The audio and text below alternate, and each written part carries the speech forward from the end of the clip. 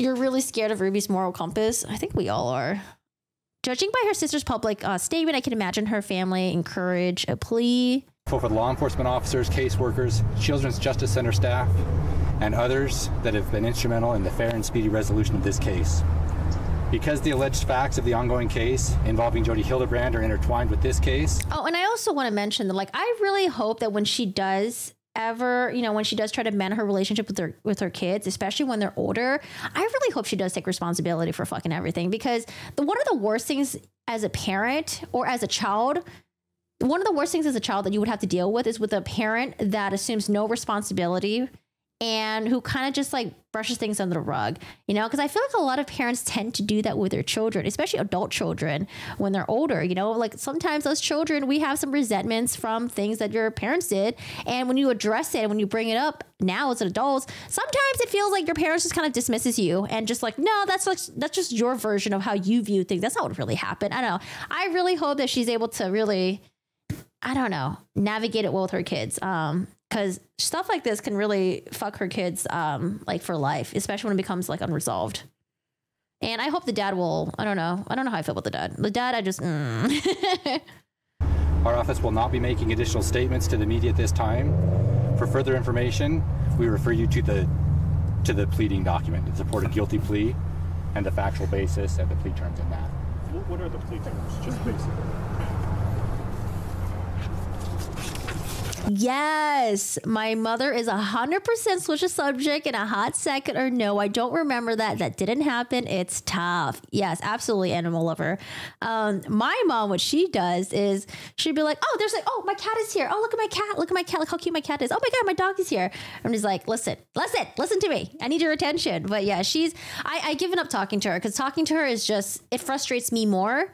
So I just avoid it. I don't know. I just go and vent to my siblings because, you know, all of us, we have the same shared experience, okay? Because, like, you know, she ain't going to gaslight me. She ain't going to gaslight my siblings. So, you know, I'm glad that I have my siblings that I'm close with and we can, like, talk about it and have, like, you know, some shared experiences that we can just bond on. But, yeah, I mean, like, I understand from, like, the parents' generation is a different time. You know, it's really hard to address things heads on. And, like, most of the time people just like to avoid the subject altogether. But I don't know, man. Like, that to me, it's like, it like festers inside of me, and I feel like it's just really like insidious. That's the word I'm looking for. Oh God, I hate it. But you know, sometimes, you know, when you can't resolve things with your parents, you just gotta move on, you know.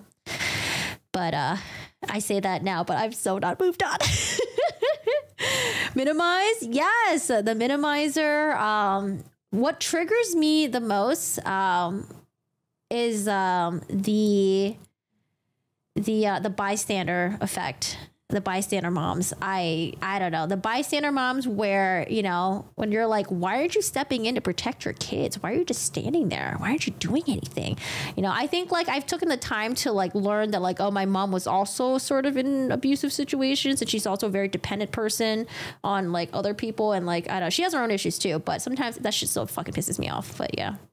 I think Ruby did this to be in a good grace of the prosecution. The judge should get a lighter sentence. She knows the jury would find her so guilty and should probably get the max. I can do that also. Like I said, we'll be happy to, if you contact our office, we'll be happy to release this if we get it up before the court gets it up. But the plea terms are relatively simple. Hi, Aaron. She pled guilty to 4 counts of aggravated child abuse. The state agreed to dismiss the 2 other counts of child abuse, and she agreed to serve a prison term, and that the term for the 4 different counts will run consecutively and not concurrently. And she agrees, I'll read this one verbatim. She agrees to testify truthfully against Jodi Hildebrand, and in return the Washington County Attorney's Office agrees to remain neutral regarding future hearings before the Utah Board of Pardons and Parole. And how long is the plea? How long is she serving those sentences? So those sentences, each count is a 1 to 15 year term, but under the Utah sentencing guidelines, that's all flexible and up to the Utah Board of Pardons and Parole. Will they know that more in February during her sentencing? No. So in February she'll be sentenced, and then the Board of Pardon and Parole will hold a review hearing, and that typically happens about 6 months after people go to prison. And at that point, they set the date for the next review hearing, but that's all. Yeah, I did forget to mention that she did agree to serve a prison sentence. All up to them and how they handle that. Any time served count towards that? Typically, almost always, time served counts towards stuff. Can you go into the decision to remove 2 of those counts of child abuse? Yeah, have we ever seen a case where time served doesn't count towards your sentence? It's like, oh, you were in prison for like 2 years. It doesn't count. I don't think I've ever seen a situation like that. Can't get into any more on that until both cases are resolved and appellate times have run. And you said she'll be testifying against Hildebrand? She agrees to testify against Hildebrand. Okay. So, Thanks you guys. Okay. But I don't know, man. Jody is also having a waiver hearing, so I'm not quite sure what's going on with Jody's. That's going to happen in less than 10 days, so we'll look forward to that and see what happens there. So just a little recap. Ruby pleads guilty to 4 counts of aggravated child.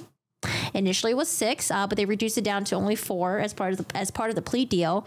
She's agreed to serve a prison sentence. She's agreed to serve consecutively, not concurrently. She's agreed to testify truthfully, emphasis on truthfully, against Jody Hildebrand. And then also, what was the other thing? Was there anything else? I think that's about it.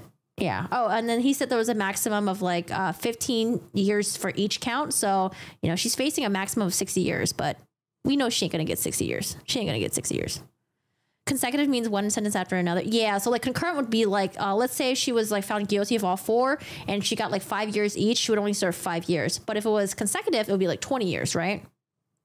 That's my understanding of it. But what are your guys' thoughts on all of this? How many years? I mean, because we don't really have too many details, but with the details that you have, how many years do you think she should get? Minimum, at least.